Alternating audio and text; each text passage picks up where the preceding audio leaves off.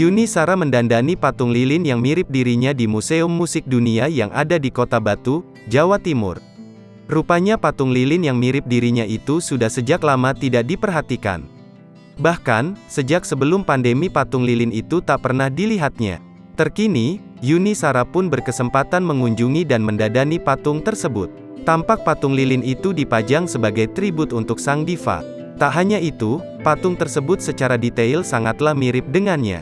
Dengan kepiawaiannya, perempuan berusia 50 tahun itu merias wajah patung lilin dengan alat makeup.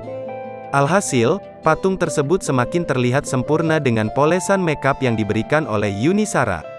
Selain pada wajah, ibu dua orang anak itu juga merias seluruh badan lilin agar terlihat bersih. Lebih lanjut, pelantun lagu, 50 tahun lagi, itu juga mengganti rambut patung lilin. Menurut Yuni Shara, hal ini dilakukan agar patung itu terlihat bersih dan terawat. Nyempetin waktu buat gantiin baju patung lilin di Museum Musik Dunia yang ada di Kota Batu, tulis Yuni Shara dikutip dari Instagram, Selasa, tanggal 23 Agustus tahun 2022. Dari sejak sebelum pandemi gak pernah dilihat dan diganti bajunya, sambungnya. Tak sedikit, netizen ikut memberikan komentar di unggahan itu.